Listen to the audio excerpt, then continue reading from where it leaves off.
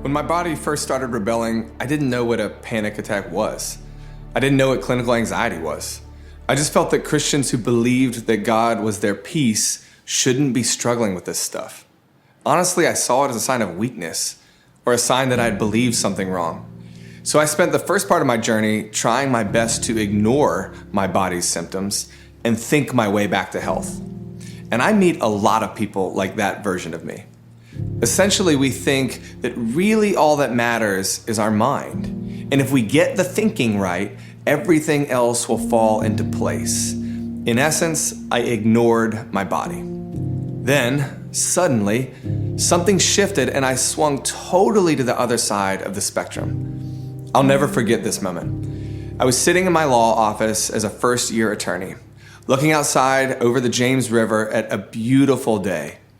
And I was thinking, how is it that I can be in this great weather, with this great new job, with a wonderful wife, 2 healthy young sons, and yet still feel like in my mind the world is unraveling? Why does my mind feel like this? And suddenly, I had a thought that scared me to death. Wait, what if I'm not actually in charge here? What if I feel like this because I'm just stuck in this body with this brain and these chemicals that I have, and there's no way out? I had swung from ignoring the body now to idolizing it, and I had never before felt such a terror. A thought broke into that room like an enemy. If this is all there is, then I'm trapped in the prison of this broken body and broken mind forever. As scary as it sounds, I understand now why people wrestling with mental illness want to end their life, because they feel trapped in a broken brain with no agency. These 2 errors, ignoring the body and idolizing the body, are 2 of the most persistent mistakes of our culture.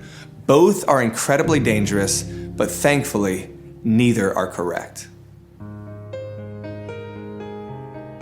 Praise God. It has been 10 years since that dark season, and I am so grateful to tell you that I am still a lawyer, also now a writer. I'm still a father, now of 4 boys, still a husband to my wonderful wife, Lauren, and while my life is not any less stressful than it was 10 years ago when everything fell apart, I'm so thankful to tell you that anxiety is not much more than a distant memory now.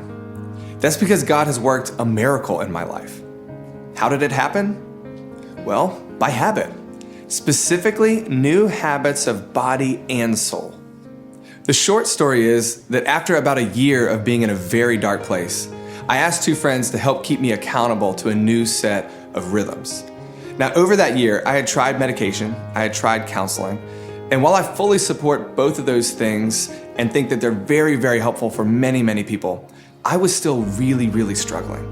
So with what I tell you next, I don't want to pretend like this is prescriptive for everybody, but I do want to be really honest with what the Lord did in my life. So, almost as a last-ditch effort, my wife and I came up with some daily and weekly habits to try to work as guardrails and rein in the chaos of my life. Really, I had stumbled upon the wisdom of the spiritual disciplines, and I was shocked to find out how physical they were. Habits like fasting, Sabbathing, kneeling prayer, breath prayers, turning my phone off to embrace silence, and slowing down my schedule to embrace exercise and community. All these things were radically changing my mental, spiritual, and physical health, almost as if they're all related. I don't think I knew it then, but I see now that when your head goes one way and your habits go another, your heart tends to follow the habits. In short, your habits are shaping you spiritually. So if you're like the old version of me and think that your body doesn't really matter to your spiritual journey, let me pass on a wonderful little quote from the trusty C.S. Lewis. It's no use trying to be more spiritual than God. He's the one, after all, who made us with bodies, who saved us by the body of his Son, and now who promises to raise us to resurrected bodies. Apparently, he loves bodies. He thinks that they're spiritual, and he wants us to do the same. In short, your body matters to your spiritual life, and that's what I mean when I say the body teaches the soul.